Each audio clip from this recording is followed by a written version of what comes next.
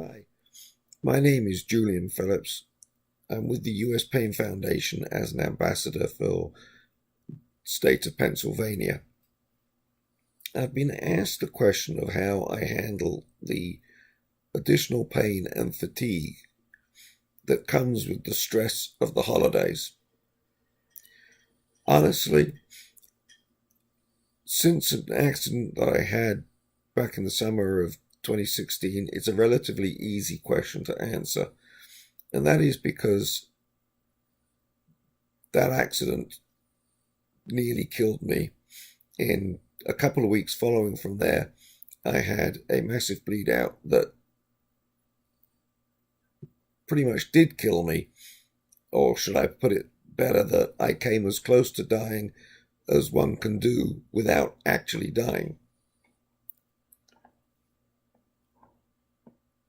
As a consequence,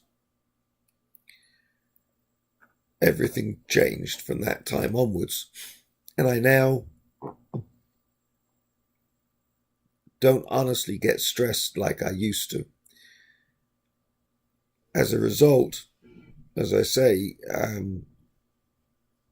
the holidays don't really cause me any stress now because twofold. One, psychologically, from the point of view of almost dying, and secondly, from the standpoint of adding to my disability of just pain. Now I have a spinal cord injury, which has put me in a wheelchair, and a TBI, or traumatic brain injury, to boot.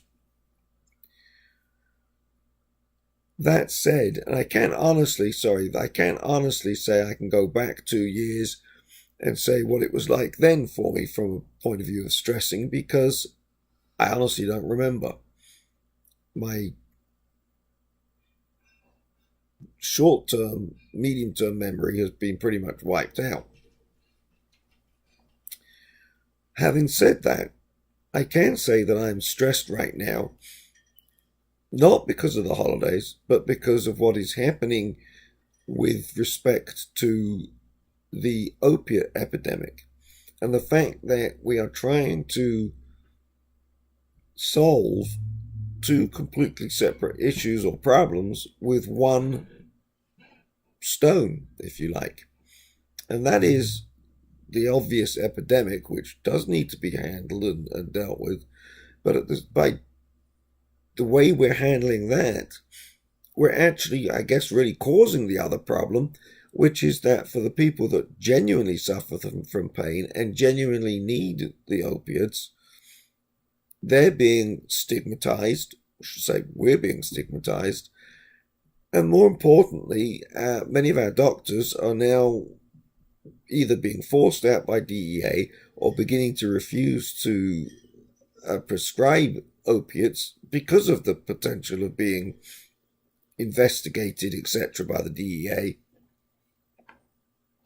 the FDA, and any other letters you want to put into it. This is obviously causing a lot of stress. In truth, the only way I can deal with it is by seeing my therapist a little bit more often. I guess it's lining her pocket and trying to come up with perhaps different solutions, like, for example, perhaps having a pain pump implanted. My thinking there is that if I have a pain pump which does take narcotics, the fact is that when it needs refilling, which is approximately every 2 to 3 months, a doctor essentially puts a shot in through my abdomen wall into a reservoir, fills it up, and off I go for 2 or 3 months. My logic is that the DEA, FDA, etc., are less likely to be aggressive with this form of medication because, after all, unlike a tablet that you have to swallow and can potentially sell or give away, which is what the authorities seem to think we all do with suffering from pain, like we want to give them away because, really don't have pain, so we sell these medications. It's a load of bull.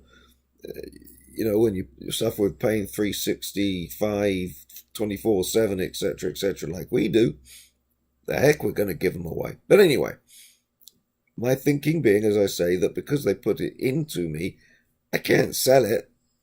I can't give it away. I mean, it's in there, and I'm not going to try and dig it out or whatever. Anyway, that's my thinking, and I just have to worry as worry may. That's it, my friends.